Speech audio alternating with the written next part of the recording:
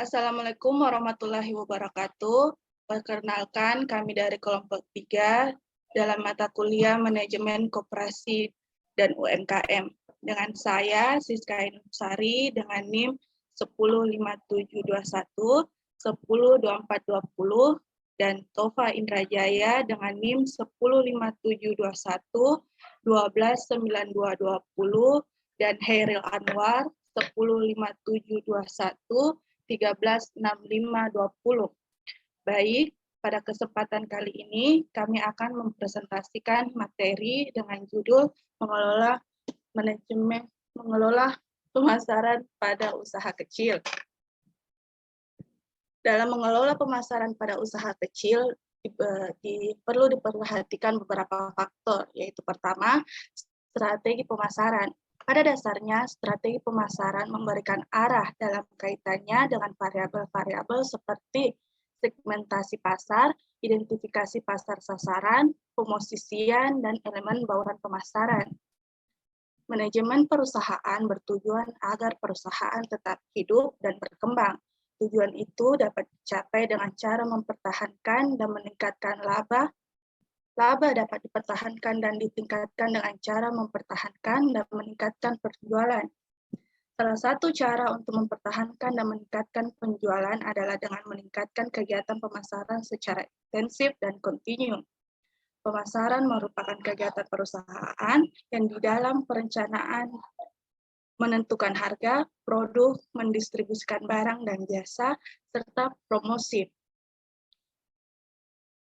Nanti slide.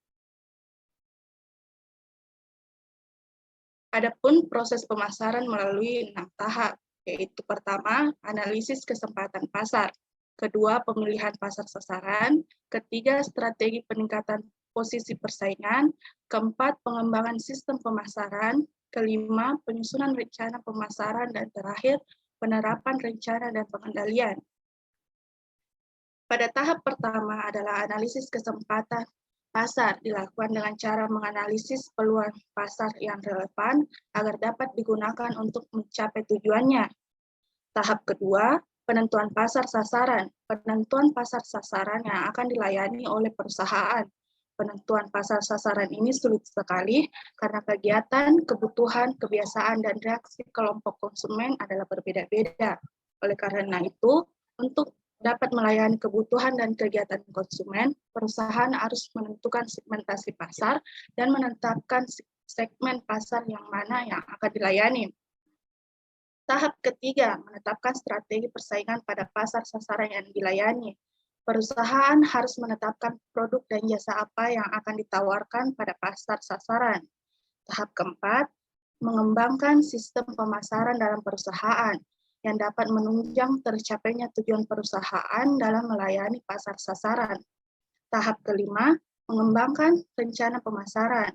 Rencana pemasaran ini sangat perlu karena keberhasilan perusahaan terletak pada kualitas rencana pemasaran yang bersifat jangka panjang dan jangka pendek. Rencana pemasaran dapat mengarahkan kegiatan pemasaran dalam mencapai pasar sasaran. Dalam komponen rencana pemasaran terdiri dari 1. Analisis situasi pasar, 2. Tujuan dan sasaran pemasaran, dan terakhir strategi pemasaran. Pada tahap terakhir yaitu 6 adalah melaksanakan dan mengendalikan rencana pemasaran yang telah disusun. Baik, berdasarkan penjelasan di atas, strategi pemasaran merupakan bagian dari perencanaan pemasaran yang merupakan tahap kelima dari proses pemasaran. Strategi pemasaran adalah alat fundamental yang direncanakan untuk mencapai tujuan perusahaan dengan mengembangkan keunggulan bersaing yang berkesinambungan melalui pasar yang dimasuki dan program pemasaran yang digunakan untuk melayani pasar sasaran tersebut. Strategi pemasaran memberikan arah dalam kaitannya dengan variabel segmentasi pasar, identifikasi pasar sasaran, pemosisian, unsur bauran pemasaran, dan biaya bauran pemasaran. Strategi pemasaran dipandang sebagai salah satu dasar yang dipakai dalam menyusun rencana usaha, termasuk rencana pemasaran, lebih-lebih dalam masa persaingan yang ketat.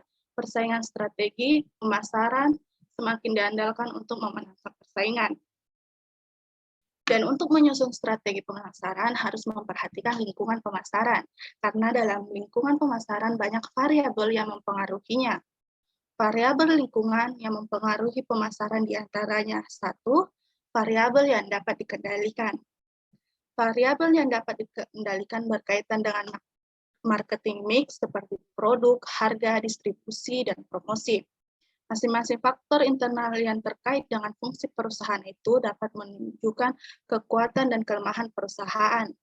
Faktor internal tersebut adalah faktor yang dapat dikendalikan oleh pimpinan perusahaan, sedangkan variabel-variabel yang tidak dapat dikendalikan merupakan variabel-variabel yang terdapat dalam lingkungan pemasaran dan berpengaruh erat terhadap pemasaran. Pengendalian terhadap faktor-faktor ini lebih kecil karena berada di luar perusahaan, tetapi berpengaruh terhadap pemasaran. Variabel-variabel ini antara lain faktor kondisi politik, hukum, perundang-undangan, dan sosial budaya. Faktor ini dapat mengakibatkan adanya peluang dan ancaman bagi pemasaran produk suatu perusahaan. Selanjutnya itu pengelompokan konsumen. Pengelompokan konsumen terkadang-kadang menjadi permintaan yang berlainan muncul di pasar yang sama. Misalnya pasar terbagi menjadi lebih dari satu sehingga membentuk sejumlah segmen. Jika ditemukan sejumlah konsumen dalam permintaan yang berlainan, itulah yang disebut segmen. Kelompok konsumen yang disusun dengan berdasarkan ciri-ciri yang sama disebut segmen pasar. Segmentasi pasar adalah tindakan membagi-bagi pasar yang bersifat heterogen dan sebuah produk dalam satuan-satuan pasar yang bersifat homogen. Segmentasi pasar dilakukan karena produk konsumen itu sangat beragam, sehingga perlu dilakukan segmentasi pasar agar menjadi lebih homogen. Adanya pasar yang lebih homogen akan memudahkan perusahaan menyusun program pemasaran yang jitu, sehingga program pemasaran yang dirancang akan meningkatkan penjualan dan dapat menghemat biaya. Lalu, kriteria dan syarat segmentasi. Segmentasi pasar yang efektif harus memenuhi kriteria dan syarat sebagai berikut, yaitu 1. Dapat diukur daya belinya, 2. Dapat dijangkau baik lokasi maupun komunikasinya sehingga dapat dilayani secara efektif. Ketiga, cukup besar dan menguntungkan. Suatu kelompok konsumen akan pantas disebut segmen jika kelompok tersebut cukup besar dan menguntungkan. Keempat, dapat dilaksanakan sehingga semua program yang disusun dapat efektif. Sedangkan terakhir, dapat dibedakan. Segmen-segmen yang dapat dibedakan secara konseptual dan memberikan tanggapan yang berbeda-beda terhadap elemen-elemen dan program-program bauran pemasaran yang berlainan. Sedangkan manfaat segmentasi pasar. Manfaat segmentasi pasar terdapat 4, yaitu 1, perusahaan akan berada pada posisi yang lebih baik untuk mendapatkan kesempatan-kesempatan dalam pemasaran karena ia lebih mudah untuk mempelajari keinginan setiap segmen. Perusahaan ini dapat menggunakan kemampuannya yang ada untuk merespon pemasaran yang berbeda-beda secara baik, sehingga dapat menghemat biaya, energi, dan waktu. Ketiga, perusahaan dapat mengatur produknya dan marketing. Terakhir, perusahaan memilih segmen mana yang akan berpotensi paling besar yang akan menjadi sasaran. Baik, untuk submateri berikutnya yaitu pasar sasaran atau target pasar akan dibawakan oleh Tova Indrajaya. Tova Indrajaya, dipersilahkan. Oke, terima kasih. Nama saya Tova Indrajaya. Saya akan membawakan submateri tentang pasar sasaran atau target pasar. Pasar sasaran atau target pasar dilaksanakan pada tahap selanjutnya, yaitu memilih pasar sasaran. Penentuan pasar sasaran itu penting, karena suatu perusahaan yang memutuskan untuk beroperasi dalam beberapa pasar tidak mungkin untuk melayani seluruh pelanggan di pasar. Sehingga ia harus menentukan secara pasti pasar mana yang akan dimasuki agar kegiatan pemasaran dapat berhasil dengan baik. Penentuan tentang segmen pasar mana yang akan dimasuki disebut pasar sasaran. Adapun strategi pemilihan pasar sasaran yaitu 1. Pasar tidak dibeda-bedakan. Berdasarkan strategi ini, perusahaan memproduksi satu produk untuk semua konsumen dengan kegiatan yang sama. Contohnya, Misalkan perusahaan kembang gula memasarkan hanya satu jenis coklat batangan untuk setiap konsumen. Contoh lain, Coca-Cola dulu hanya memproduksi satu macam produk, yaitu Coca-Cola botolan. Yang kedua, pasar dibeda-bedakan. Berdasarkan strategi ini, perusahaan memproduksi macam-macam produk dan ditunjukkan kepada segmen yang berbeda-beda, dengan program pemasaran yang berbeda pula untuk setiap segmen. Contoh, Coca-Cola selain membuat Coca-Cola botolan, juga membuat Coca-Cola kalengan yang diperuntukkan bagi konsumen yang akan berpergian. Di samping itu, perusahaan Coca-Cola juga membuat produk baru berupa Sprite dan Fanta. Strategi pemasaran yang dibeda-bedakan ini akan meningkatkan biaya. Biaya-biaya itu antara lain yaitu biaya modifikasi produk, meliputi biaya riset dan pengembangan produk. Yang kedua adalah biaya produksi yang meningkat. Yang ketiga, biaya administrasi yang meningkat. Keempat, biaya penyimpanan meningkat karena variasi produk makin banyak, sehingga membutuhkan tambahan fasilitas untuk penyimpanan. Yang kelima, biaya promosi meningkat karena segmen yang dilayani itu bertambah banyak, sehingga perencanaan dan media promosi akan berbeda pula. Pasar terkonsentrasi. Berdasarkan strategi ini, perusahaan memusatkan pada segmen tertentu yang paling potensial, kemudian mengembangkan produk yang ideal untuk melayani segmen tersebut. Pemasaran atomisasi, yaitu pemasaran individual yang dipuaskan. Tidak semua produk dapat dilakukan atomisasi, tetapi hanya produk-produk tertentu, misalnya pakaian, rumah, dan mobil.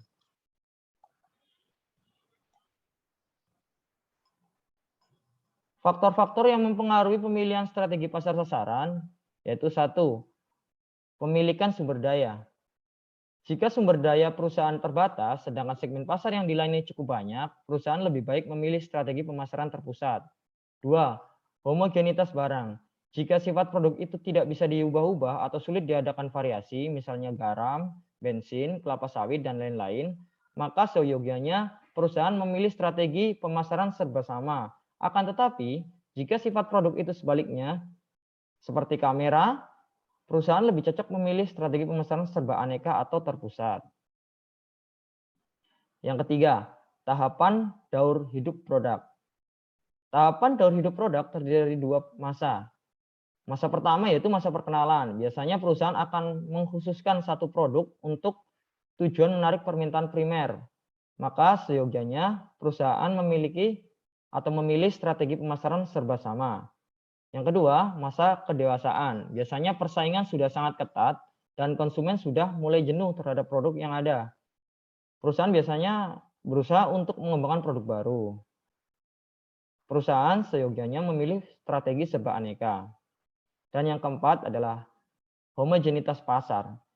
Jika pasar mempunyai kebutuhan dan keinginan yang sama, perusahaan seyogianya menggunakan strategi pemasaran serba sama.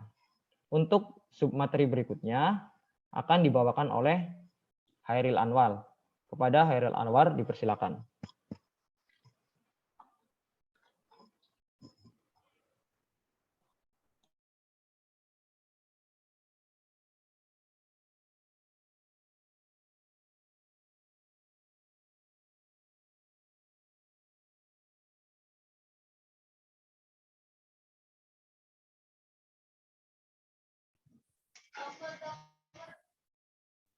Oke, terima kasih atas kesempatan yang diberikan kepada saya. Perkenalkan, nama saya Hairil Anwar. Saya akan menjelaskan tentang pemosisian produk. Pengertiannya, langkah selanjutnya setelah penentuan pasar sasaran adalah positioning. Positioning adalah kegiatan perusahaan untuk mengkomunikasikan produk kepada pemikiran konsumen, sehingga konsumen beranggapan bahwa produk perusahaannya berbeda dengan produk sejenis yang dibuat oleh perusahaan lain. Fokus utama positioning adalah persepsi pelanggan dan bukan sekedar fisik yang dihasilkan. Keberhasilan positioning sangat ditentukan oleh kemampuan perusahaan untuk mendefinisikan dirinya secara efektif dibandingkan dengan para pesaingnya. Adapun tujuan pemosisian produk. Yang pertama, memposisikan produk di pasar sehingga produk tersebut terpisah atau berbeda dengan merek-merek pesaing. Yang kedua, memposisikan perusahaan kepada pasar sasarannya bagaimana perusahaan berbeda dengan pesaingnya.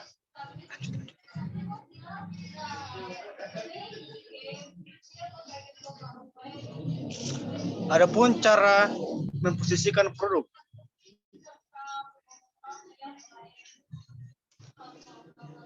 Antara lain, atribut. Diberikan ciri-ciri atau manfaat produk bagi pelanggan, sehingga berbeda dengan produk sejenis dari pesaing.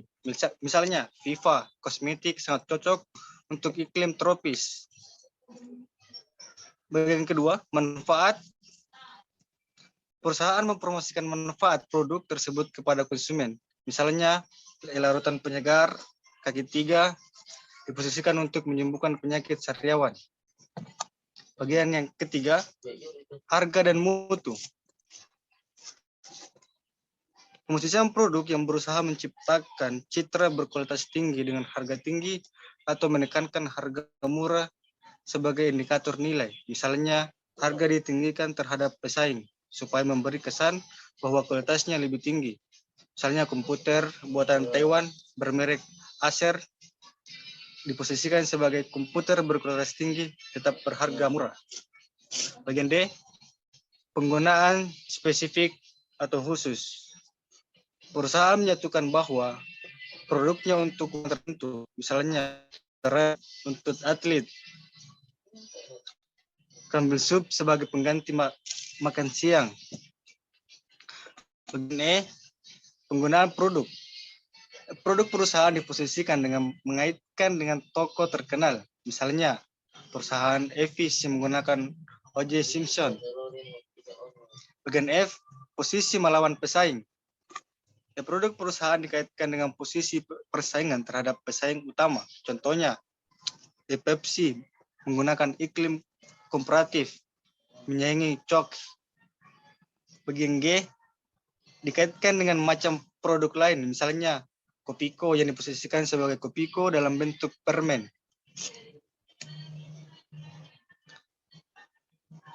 Adapun prosedur identifikasi pemosisian produk, yaitu menentukan produk pasar yang relevan. Terima kasih atas kesempatan yang diberikan kepada saya. Assalamualaikum warahmatullahi wabarakatuh.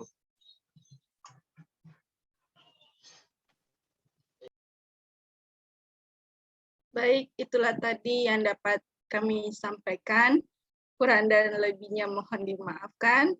Wabillahi taufiq wal hidayah. Wassalamualaikum warahmatullahi wabarakatuh.